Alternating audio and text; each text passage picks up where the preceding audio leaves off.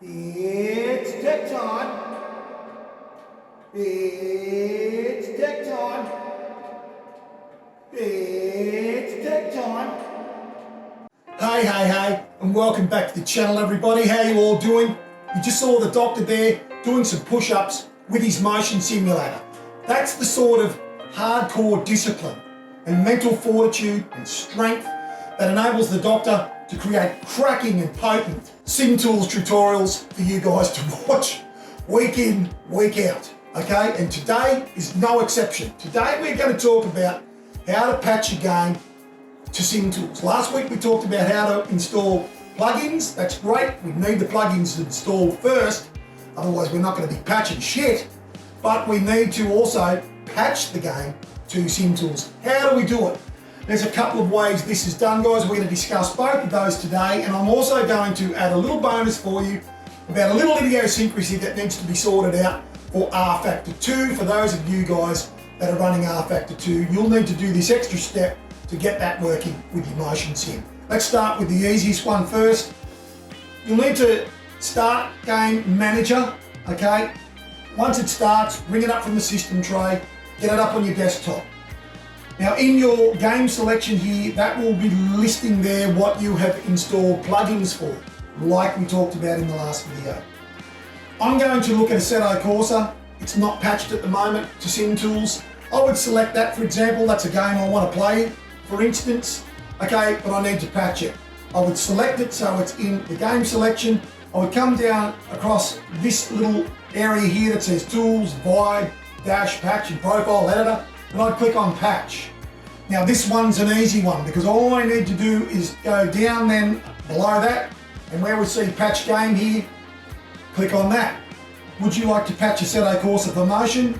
Well, I didn't select it up there in game selection and click on Patch there for no good reason. Of course that's what I want to do. That's why I did that to begin with.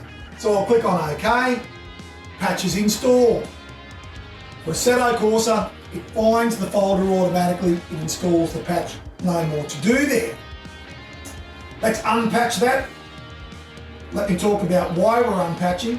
Because before you patch any game, you need to make sure that you've uninstalled any patches that you already had running, okay? So now for me to show you a different process for patching a game, I need to make sure that Assetto Corsa is uninstalled. For you to play a different game, you need to make sure that the game you were playing previously is unpatched. Now we're going to go to rFactor 2 because we'll kill two birds with one stone with rFactor 2, and I'll discuss the idiosyncrasy with this game as well as what we need to do to patch this one. If I select that and then come to patch and then go to patch the game, again it'll ask, do I want to patch it? Yes, I do. This time, instead of it doing it automatically, and this is the case for many games, we need to point SimTools to where the game's directory is. So I'll click OK. Now for me, I've already gone through the whole tree and I've already got it open here at rFactor 2. For me, I needed to go to my programs, 86 files. I needed to go to Steam. I needed to go to Steam Apps. I needed to go to Common, and then under Common it'll bring up the games I've got under Steam. This is where rFactor 2 resides. I would click on that. I would click OK. Then it's telling me that the patch is installed. But the fact of the matter is, guys, with rFactor 2, the patch will not be installed. Even though it tells you that it is, you will then start the game, have your motion sim and everything all turned on, ready to go, get in the game, you'll be playing it, and the motion sim will be doing 3 parts of bugger all.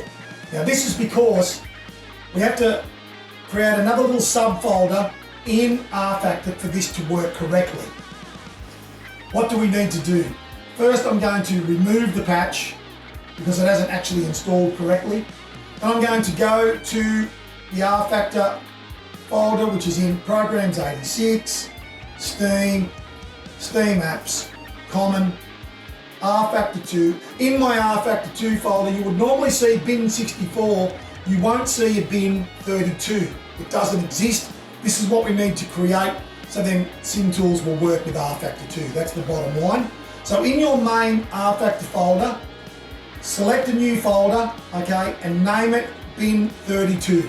So you need to create a folder called bin 32. Once you've created that, in that folder, you need to create another folder and you need to call it plugins. Once you've done that, SimTools will now patch to rFactor 2. Why this is the case, I do not know. All I know is that I've monkey seen and monkey done with this process, and that's why I'm sharing it with you guys, okay? Save you trawling around for hours on end on the magical intranet, and we'll get straight to the point. This is what you need to do, okay? Create a folder bin32, within that folder, create a plugins folder. Now that you've done that, you can patch rFactor 2. You go through that same process, find the damn directory, we'll scroll right down to where it's open here, rFactor 2, okay, install the patch. It will actually be installed now. It will actually work with your motion sim. That's the only game that I've found in all the games that I've played, rFactor 1, GTR, GTR 2, Automobilista, Microsoft Flight Sim, Sturmovik, X-Plane, anything I've played, guys, that's the only game that I've had to create another folder in the game's existing folder to make SimTools work with it. Otherwise, you just need to point SimTools to the game's directory. That's how it's done, guys. I hope this video has helped you, and if it has, don't forget to like and subscribe. And in our next video, guys, our next juicy, action-laden SimTools video, I'm going to be talking about how to go through the steps to tune the physics of a car in SimTools via Tuning Center's live tune. It's exciting stuff, guys, and until I see you in that video, you guys stay safe, stay healthy, and take it easy.